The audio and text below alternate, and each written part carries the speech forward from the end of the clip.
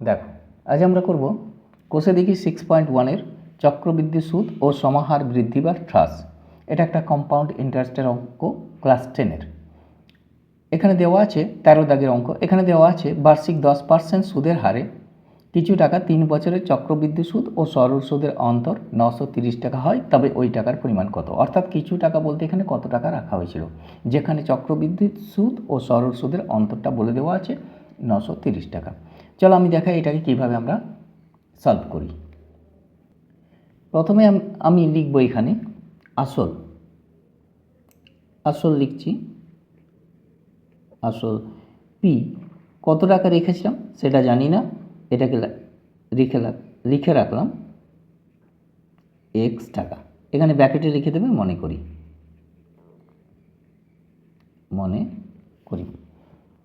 এরপর লিখব সুদের হার।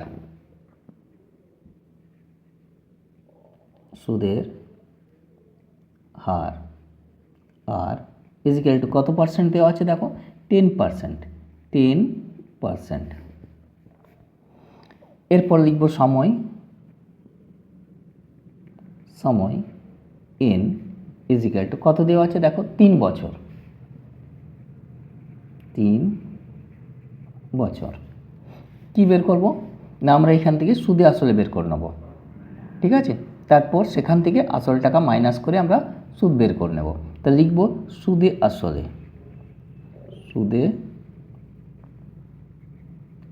আসলে এটাকে আমরা বলি এ, এটা বের করব, ঠিক আছে।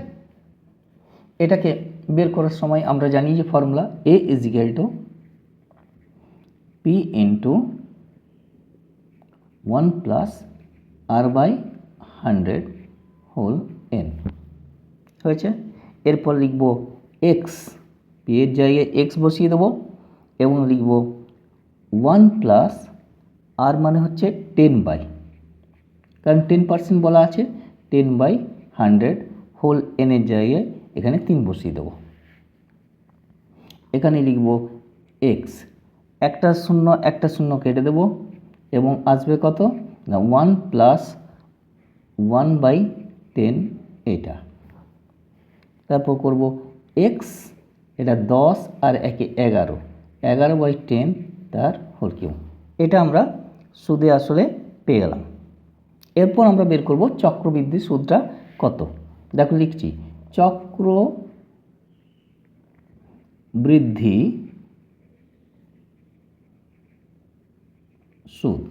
চক্রবৃদ্ধি সুদটা আমরা বের করব।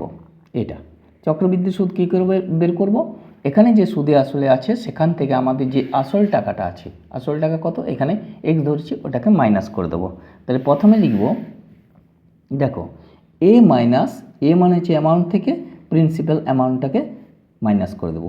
এ মানে হচ্ছে কত এটা যেটা বের করছি এক্স, এটা x into 11/10 whole to the power cube minus পিটা কত আমরা জানি এক্স, ঠিক আছে। 11 হোল কিউব এটাকে একটু তোমরা মাল্টিপ্লাই করে দেখে নেবে। 11কে 11 দিয়ে মাল্টিপ্লাই করলে 121 হয়, আর 121কে আবার 11 দিয়ে মাল্টিপ্লাই করলে আসবে 1331 এক্স, এটা আসবে 1331/1000, ঠিক আছে, মাইনাস এক্স। বোথ মাইনাস আছে, মাইনাসটা আমরা কমন নিয়ে নেব, লিখব 1331/1000 মাইনাস 1। এরপর এখানে কি করব এক্স লিখে 1000 লসাগু হয়ে যাবে, 1331 মাইনাস 1000 ইজিক্যাল টু 331 এক্স 331/1000। এটা হয়ে গেল আমাদের চক্রবৃদ্ধি সুদ, এত টাকা। চক্রবৃদ্ধি সুদ আমরা পেয়ে গেলাম এত টাকা, এটা লিখে দিলাম, চক্রবৃদ্ধি সুদ পেলাম। এরপর আমরা বের করব সরল সুদ। লিখছি সরল সুদ, এটা বের করব। আমরা জানি সরল সুদের ফর্মুলা কি, I ইজিক্যাল টু PRT/100। এটা দেখো পি এর জায়গায় কত বসাবো, পি বসাবো এক্স, আরটা হচ্ছে 10 আর টিটা হচ্ছে 3 বছর, নিচে 100, একটা করে শূন্য কেটে দিলাম, 3x/10 এটা হচ্ছে টাকা। তাহলে আমরা দুটি জিনিস পেলাম, একটা চক্রবৃদ্ধি সুদ পেলাম, একটা সরল সুদ পেলাম। এই দুটো সুদের অন্তর বলে দিয়েছে, অন্তর মানে লিখব বিয়োগফল। কত বলা আছে না 930 টাকা। দেখো দেখাচ্ছি, 930 টাকা বলা আছে। দেখো অন্তর কত বলা আছে না সরল চক্রবৃদ্ধি সুদ, সরল সুদের অন্তর হচ্ছে 930 টাকা। তাহলে দুটো সুদ মাইনাস করে লিখে দেবো 930।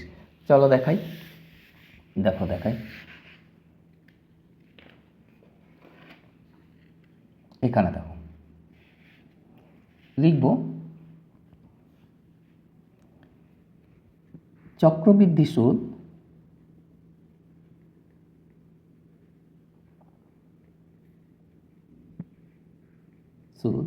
মাইনাস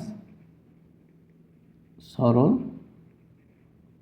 সুদ ইজিক্যাল টু 930 টাকা,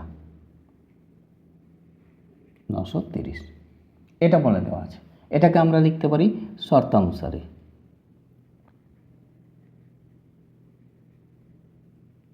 এটা বলা আছে চক্রবৃদ্ধি সুদ মাইনাস সরল সুদ ইজিক্যাল টু 930। আমরা চক্রবৃদ্ধি সুদ জানি কত, এই যে লেখা আছে দেখো 331/1000, ঠিক আছে। এটা আমরা লিখব, লিখছি 331/1000 মাইনাস 3x/10 ইজিক্যাল টু 930। এখানে কত লসাগু হবে না, এখানে লসাগু হবে 1000, এখানে লিখব বা লসাগু করে নেব 1000, 331x মাইনাস 10, এটা 300x ইজিক্যাল টু 930 হয়েছে। এখান থেকে করব 331 থেকে 300 মাইনাস করে নেব, তাহলে আসবে 31x/10,000, 1000, 10,000 না 1000, 31x/1000 930, কোনাকুনি গুণ করে নেব, অর্থাৎ ক্রস মাল্টিপ্লিকেশন করে নেব, ঠিক আছে। দেখো করছি, তাহলে লিখব or 31x is equal to 930 into 1000, ঠিক আছে। এরপর বের করব or x is equal to 930 into 1000/31, ঠিক আছে। দেখো এটা, এরপর কাটবো কি না 3, এটা 30-এ হয়েছে। এটা যখন কাটার পর আসছে কত হাজার, 3 3 31 3 93, এই একটা 0, তাহলে আসছে 30,000 টাকা। কত আসছে 30,000 টাকা, এইটাই। তাহলে ওই টাকার পরিমাণটা কত বেরিয়ে গেল, লিখব অতএব ওই টাকার পরিমাণ, অতএব ওই টাকার পরিমাণ। দেখো অতএব ওই টাকার পরিমাণ, ওই টাকার পরিমাণ ইজিক্যাল টু 30,000 টাকা, ঠিক আছে। এটাই অ্যান্সার, বুঝতে পেরেছো তোমরা। এরপর আমরা যাব নেক্সট কোশ্চেনে। এবার দেখো 14 নম্বরের অঙ্ক, এটাও কোষে দেখি 6.1 দশম শ্রেণীর চক্রবৃদ্ধি সুদের অঙ্ক। এখানে কি বলা হয়েছে না বার্ষিক চক্রবৃদ্ধি সুদের হার যদি প্রথম বছর 7% এবং দ্বিতীয় বছর 8% হয়, তবে 6,000 টাকার 2 বছরের চক্রবৃদ্ধি সুদ কত হিসাব করতে বলছে। তো 6,000 টাকা চক্রবৃদ্ধি সুদ 2 বছর কত হবে দেখাচ্ছি কীভাবে আমরা বের করব। প্রথম বছরের ক্ষেত্রে আমরা প্রথমে লিখে নেব প্রথম বছরের ক্ষেত্রে। দেখো লিখছি আমি প্রথম বছরের ক্ষেত্রে। এটা প্রথম বছরের ক্ষেত্রে আমাদের আসল কত হবে, সুদের হার কত, এগুলো আমরা প্রথমে লিখে নেব। এটা হচ্ছে আমাদের প্রথম বছরের ক্ষেত্রে। কি লিখব, আসলটা, আসল কত বলেছে না 6,000 টাকা। পি ইজিক্যাল টু 6,000 টাকা। সুদের হারটা কত দেখো বলে দিচ্ছে 7%। প্রথম বছর আমি তো লিখে দিয়েছি প্রথম বছর সুদের হার প্রথম বছরে 7%। সুদের হার কত লিখব 7%। সময়টা যেহেতু প্রথম বছর বলা আছে তার মানে একই ধরবো, 1 বছর। প্রথম বছর মানে প্রথম বছর ক্ষেত্রে বার করছি ওটা 1 বছর। তাহলে সময় কত ধরে নেব, সময় এটা যেহেতু আমরা 1 বছরের ক্ষেত্রে বার করছি তাহলে সেটাকে চক্রবৃদ্ধি না ধরে সরল সুদের মতো করে ধরলে 1 বছরের ক্ষেত্রে চক্রবৃদ্ধি সুদ আর সরল সুদ সেম আসে। তাই যেহেতু আমাদের সময়টা 1 বছর সেখানে আমরা সরল সুদের ফর্মুলা বসিয়ে সুদটাকে বের করে নেব। তাহলে সময় টিটা ধরে নেব আমরা 1 বছর। কি বের করব 6,000 টাকার এই 1 বছরের সুদ কত আমরা বার করছি, আয় লিখব। আচ্ছা সুদ আয় এটা জিজ্ঞাসা চিহ্ন, ফার্স্ট বছর এটা জিজ্ঞাসা চিহ্ন। তাহলে লিখব আই ইজ ইকুয়াল টু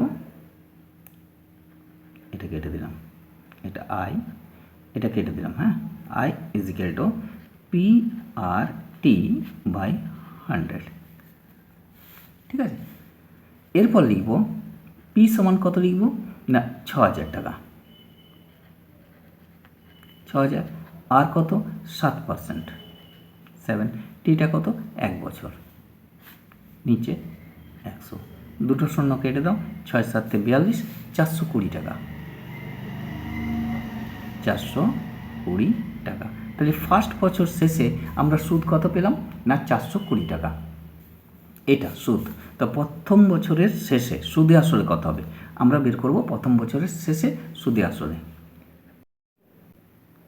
দেখ প্রথম বছরের শেষে তাহলে সুদে আসলে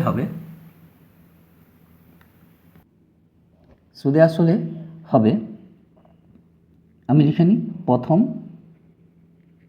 বছরের শেষে সুদে আসলে। আমাদের আসলটা কত না এখানে বলা আছে দেখো 6,000 টাকা, আমরা এটা লিখে নেব 6,000 টাকা। 6,000 প্লাস 420, তার মানে আসবে কত 6,420 টাকা। ঠিক আছে, এটাই হয়ে যাবে দ্বিতীয় বছরের ক্ষেত্রে আসল। তো চলো এটাকেই লিখি দ্বিতীয় বছরের ক্ষেত্রে আসল। তাহলে লিখব দ্বিতীয় বছরের ক্ষেত্রে, এটাই হয়ে যাবে দ্বিতীয় বছরের ক্ষেত্রে আসল। তাহলে লিখব দ্বিতীয় বছরের ক্ষেত্রে। দেখো এখানে কি কি পাবো আমরা, আবার লিখব দ্বিতীয় বছরের ক্ষেত্রে আসল, যেটা প্রথম বছরের ক্ষেত্রে সুদে আসে পেলাম সেটাই হয়ে যাবে আসল। এটা লিখব 6,420 টাকা। এখানে সুদের হার কত দেখো, সেকেন্ড সুদের হারটা কিন্তু দ্বিতীয় বছরে বলে দিয়েছে, এখানে বলে দিয়েছে 8%। এটা লিখব সুদের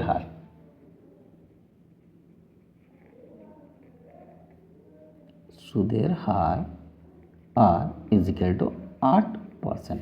সময়টা কত নেব না ওই দ্বিতীয় বছরটা নেব, মানে ওটার জন্য 1 বছর জাস্ট, টি ইজিক্যাল টু 1 বছর।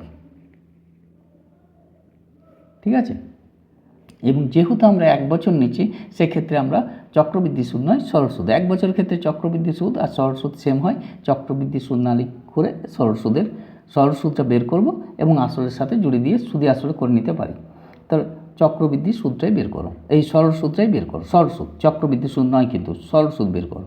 তাহলে লিখব সুদ, এটা কিন্তু সরল সুদ, এটাকে বলছি, এটাও আই, এটাকে তুমি I2 বলতে পারো, বা এটা সেকেন্ড বছরের ক্ষেত্রে I2 বলতে পারো, ফার্স্টের বছরটার আগে যেটা আমি আই বের করছি সেটা I1 বলতে পারো, বা আমি আই লিখে রাখলাম, আমি এখানে সুদটাকে এখানেও আই লিখে রাখলাম, কোনো অসুবিধা নেই।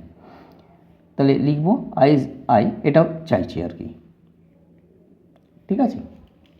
এবার করব কি না, এখানে লিখব I is equal two PRT/100 হয়েছে। পি এর জায়গায় বসিয়ে দেবো 6420, আরটা কত 8% ইন্টু 1/100, এখানে কাটবো একটা শূন্য, কেটেছি। এবার এটাকে দেখো, যদি আমি কাটি তাহলে 5 চলে আসবে, 5 দিয়ে কিন্তু ডিভিশন করতে হবে, 5 দিয়ে কিন্তু আমাদের ভাগ করে নিতে হবে। আর যদি আমরা 8 দিয়ে গুণ করে দিই, এক ঘর আগে দশমিক 8 দিয়ে গুণ করে দাও, তোমার সুবিধা হবে। তাহলে 8 দুগুণে 16, 6, 8 4 32, 1 33, হাতে 3, 8 6 48 আর 3 51, কত লিখব 8 6 48 আর 3 51, 51, যেহেতু একটা শূন্য আছে এক ঘর আগে দশমিক, আর যেহেতু দশমিক ঘর সবসময় দু ঘর হয়, আমরা দশমিকের পর দু ঘর করে এত টাকা লিখে দিলাম। এই টাকাটা আমরা পেলাম সুদ হিসাবে। পরের বছরে আমরা সুদ কত পেলাম, এই টাকাটা। তাহলে আমাদেরকে প্রশ্ন যদি করে চক্রবৃদ্ধি সুদ কত, তাহলে এই টাকাটা আমরা সেকেন্ড বছরে সুদ পাচ্ছি, আর এই টাকাটা যেটা 420 টাকা, এটা আমরা ফার্স্ট বছরে সুদ পাচ্ছি। তা টোটাল আমরা যদি এই দুটো টাকাকে জয়েন্ট করে দিই, টোটাল চক্রবৃদ্ধি সুদটা পেয়ে যাব। কারণ এক এক বছর করতে আমরা বের করছি, আমরা প্রথম বছরে বের করছি 420 টাকা, দ্বিতীয় বছরে বের করেছি 513 টাকা 60 পয়সা, এই দুটোকে আমরা একসাথে জুড়ে দিলেও আমরা বের করে নিতে পারবো। তা মোট সুদ কত পেয়ে যাবো থার্ড বছর যদি জিজ্ঞাসা করতে, এবং থার্ড টাইম ওইভাবেই আমরা সরল সুদে গিয়ে সেটাকে বের করতাম, টোটাল সুদটাকে আমরা যোগ করে দিতাম। তাহলে আমরা বলবো আমাদের প্রশ্ন করা হয়েছে মোট সুদের পরিমাণ কত, বা চক্রবৃদ্ধি সুদের পরিমাণ কত। যেহেতু এক বছর অন্তর অন্তর অন্তর অন্তর চেঞ্জ হয়ে যাচ্ছে পার্সেন্টেজটা, মানে তো সেই জন্য বলছে চক্রবৃদ্ধি সুদের পরিমাণটা কত। আর চক্রবৃদ্ধি সুদ কেন বলা হচ্ছে এখানে, যে সরল সুদের ফর্মুলা বসিয়েও চক্রবৃদ্ধি সুদ কেন বলা হচ্ছে এখানে, না যেহেতু এক বছর পর সুদটাকে বের করে তার সাথে আসলটাকে জুড়ে দিচ্ছে, অর্থাৎ আসলটা সেকেন্ড বছরের ক্ষেত্রে পরিবর্তন ঘটে যাচ্ছে, তার জন্য এটা চক্রবৃদ্ধি সুদ হয়ে যাচ্ছে। বারবার আমরা পরের বছর যখন রাখছি, আসলটা কিন্তু সেই আসল 6000 থাকছে না, 6000 দেখো 400 হয়ে গেছে, পরের বছর আরও তার সাথে জুড়ে সেটাও চেঞ্জ হয়ে যাবে। বারবার আসলের যে পরিবর্তন ঘটছে সেটার জন্য এটা লিখছে চক্রবৃদ্ধি সুদ। তাহলে আমি এখানে লিখব মোট চক্রবৃদ্ধি সুদ, তাহলে সেই জন্য লিখব মোট চক্রবৃদ্ধি সুদ। তাহলে আগে আমরা কত পেলাম সুদটা 420 টাকা, এখানে লিখব 420.00, আর পরে পেয়েছি কত না 513.60। তাহলে এই টাকা যদি আমরা জুড়ে দিই, এটা আসছে দশমিক, এটা 3, এটা 3, এটা 933.60 টাকা, এটা টাকা, এটাও টাকা, আর এটা টাকা। তাহলে আমরা মোট চক্রবৃদ্ধি সুদ কত পেলাম 933.60 টাকা। তাহলে তোমরা এটা বুঝতে পেরেছো। তোমরা বন্ধুদের মধ্যে ভিডিওটাকে শেয়ার করে দেবে, বেল আইকনে ক্লিক করে রাখবে, আর চ্যানেলটাকে কিন্তু অবশ্যই সাবস্ক্রাইব করবে।